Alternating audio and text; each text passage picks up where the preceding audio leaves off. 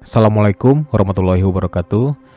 Perkenalkan, saya Fadlia Luda, CPNS KPU Provinsi Riau, Angkatan 16, kelompok 4 dan nomor absen 40. Pada kesempatan kali ini, saya akan menyampaikan rangkuman materi agenda 1 Latsar mengenai wawasan kebangsaan, kesiapsiagaan bela negara, dan analisis isu kontemporer. Untuk materi agenda 1 ini dibimbing oleh Ibu Wenti Zarhati Eskom Mkom. Yang pertama, materi wawasan kebangsaan.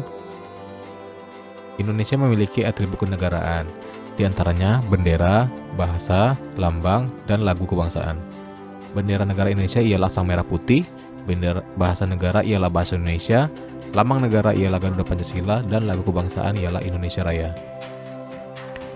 Wawasan kebangsaan adalah sudut pandang atau cara yang memandang yang mengandung kemampuan seseorang atau kelompok orang untuk memahami keberadaan jati dirinya sebagai suatu bangsa. Hakikat wawasan kebangsaan yaitu hasrat dan sangat kuat untuk mewujudkan kebersamaan dalam mengatasi segala perbedaan dan diskriminasi. Indonesia merupakan negara kesatuan, di mana seluruh negara yang berkuasa hanyalah satu pemerintah yang mengatur seluruhnya. Sedangkan negara yang merupakan suatu gabungan beberapa negara yang menjadi suatu negara bagian merupakan bentuk negara serikat. Contoh yang mengandung negara serikat yaitu Amerika Serikat. Wawasan kebangsaan memiliki nilai-nilai. Yang pertama, nilai pengorbanan adalah kesediaan mereduksi kepentingan pribadi, daerah, golongan demi kepentingan bangsa. Yang kedua, kesederajatan adalah kesempatan yang sama untuk berperan demi bangsa.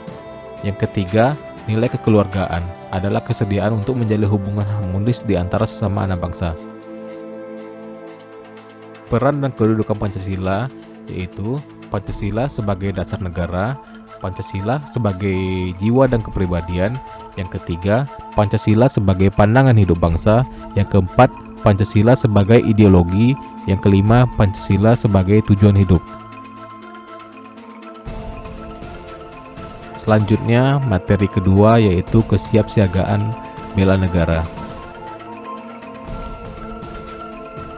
Kesiapsiagaan jasmani adalah keadaan sejahtera dari badan, jiwa, dan sosial yang memungkinkan setiap orang produktif secara sosial dan ekonomis. Berikut adalah komponen dari kesiapsiagaan jasmani. Terdiri dari tenaga, daya tahan, kekuatan, kecepatan, ketepatan, kelincahan, koordinasi, keseimbangan, dan fleksibilitas. Kesiapsiagaan mental itu adalah kesiapsiagaan seseorang dengan memahami kondisi mentalnya, perkembangan mental, dan proses menyesuaikan diri terhadap berbagai tuntutan sesuai dengan perkembangan mental atau jiwanya. Seseorang yang memiliki kesiapsiagaan mental itu dapat berperilaku menurut norma-norma sosial yang diakui, dapat mengelola emosi dengan baik, dapat mengembangkan berbagai potensi yang dimiliki secara optimal, dan mampu mengenali risiko dari setiap perbuatan. Peraturan baris berbaris mempunyai pengertian suatu wujud visi yang diperlukan untuk menanamkan kebiasaan tata cara hidup suatu organisasi masyarakat yang diarahkan kepada terbentuknya perwatakan tertentu. Tujuannya adalah untuk menumbuhkan sikap jasmani yang tegap dan tangkas, rasa persatuan, disiplin, sehingga dengan demikian senantiasa dapat mengutamakan kepentingan tugas di atas kepentingan individu. Jenis-jenis acara yaitu acara kenegaraan dan acara yang bersifat resmi. Acara yang bersifat kenegaraan itu diatur secara terpusat, dihadiri oleh RI 1 dan atau RI 2 serta pejabat negara dan melaksanakan acara tertentu. Sedangkan acara resmi itu diselenggarakan pemerintah atau lembaga, dihadiri pejabat negara dan pemerintah dan melaksanakan tugas dan fungsi tertentu. Berikut merupakan tata tempat untuk acara resmi dan acara kenegaraan.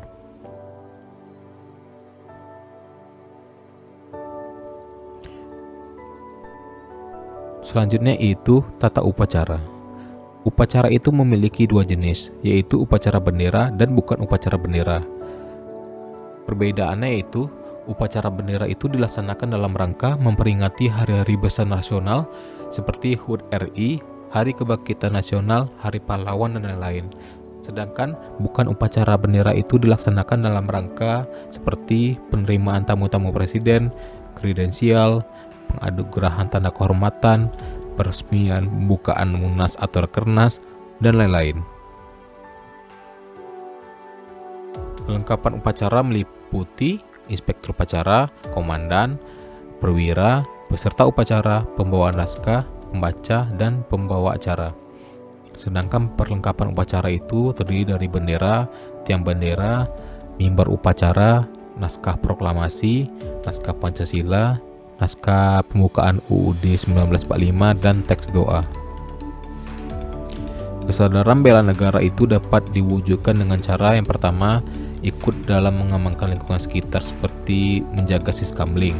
Yang kedua, membantu korban bencana alam. Seperti yang kita ketahui bahwa Indonesia merupakan negara yang sering sekali mengalami bencana alam. Yang ketiga, kita ikut menjaga kebersihan, minimal kebersihan tempat tinggal kita sendiri. Selain itu juga menjaga lingkungan kebersihan di tempat, di kantor, di lingkungan masyarakat, dan lain sebagainya. Yang ketiga, mencegah bahaya narkoba yang merupakan musuh besar bagi generasi penerus bangsa, dan ikut mencegah perkelahian antar perorangan atau antar kelompok, karena Indonesia seringkali terjadi perkelahian yang justru dilakukan oleh para pemuda.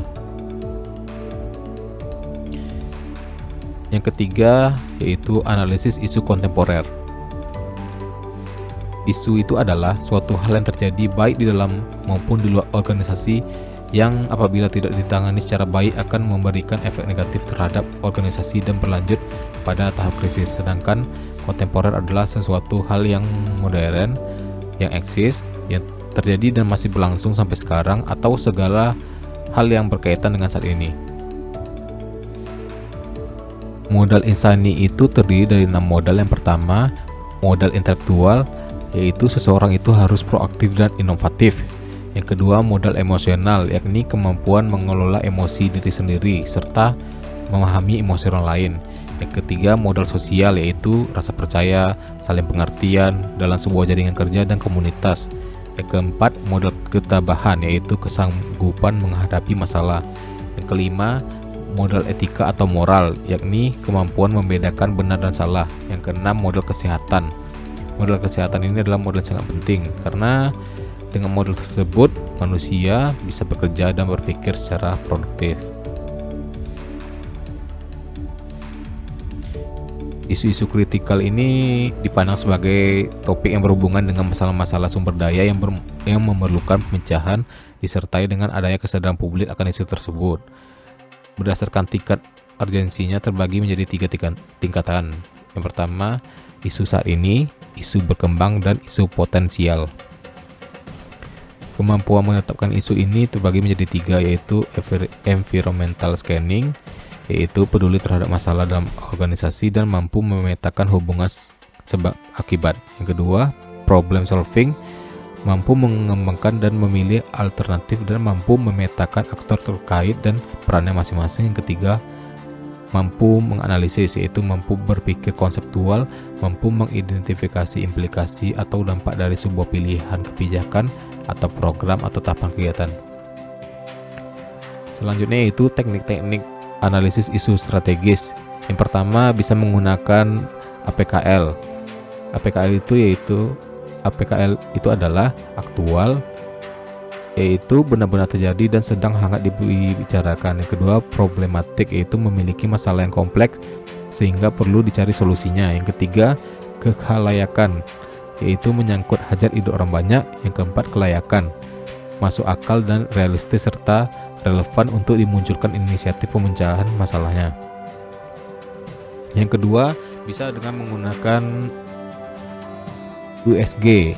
Yang pertama, urgensi, yaitu seberapa mendesak suatu isu harus dibahas. Yang kedua, seriousness, seberapa serius isu harus dibahas dikaitkan dengan akibat yang ditimbulkan. Yang ketiga, growth, seberapa besar kemungkinan memburuknya isu tersebut jika tidak ditangani. Baiklah, sekian presentasi saya mengenai rangkuman agenda kegiatan 1. Apabila ada kesalahan dan kekurangan mohon dimaafkan. Assalamualaikum warahmatullahi wabarakatuh.